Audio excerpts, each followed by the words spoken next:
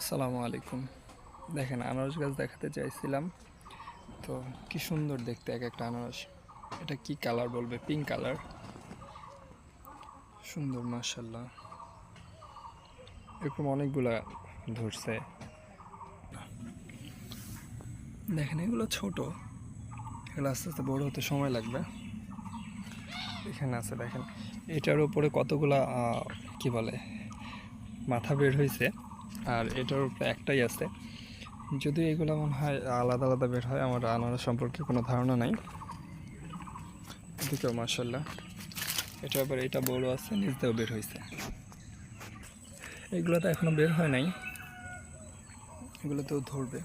এখানেও আছে, তবে এগুলো কিন্তু সবই আমার শ্বশুরের শখ করে লাগানো আর কি।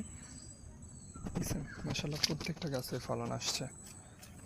ওদিকে আছে, আমি বাগানের মধ্যে ঢুকবো, মানে এটা তার আলাদা এক্সটেন্ড করা একটা বাগান, এটার মধ্যে সব কিছুই আছে। তবে আনারস গাছগুলো একদম সাইডে লাগানোর কারণে এখানে যাওয়া খুব কষ্ট হচ্ছে।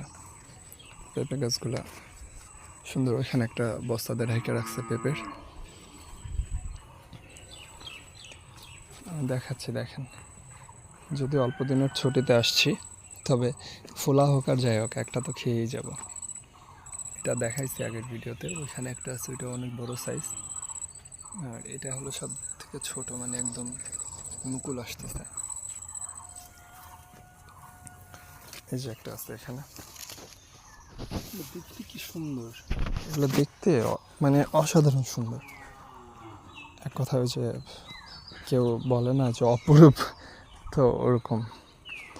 কোনটা আসলে বড়, কোনটাকে মানে নজর দিতে হবে খাওয়ার জন্য, আমি সেটা খুঁজে পাচ্ছি না।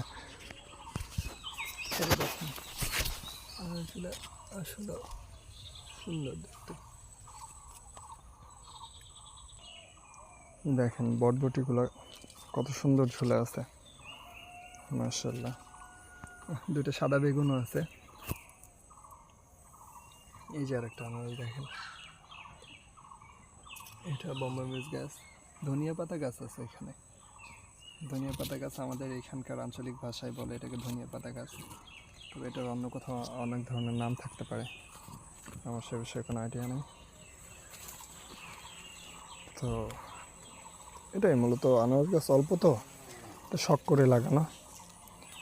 তো এই 13-14টা হবে হয়তো।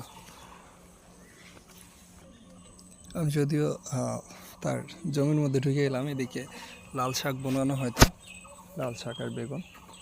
তো দূর থেকে মনে হলো যে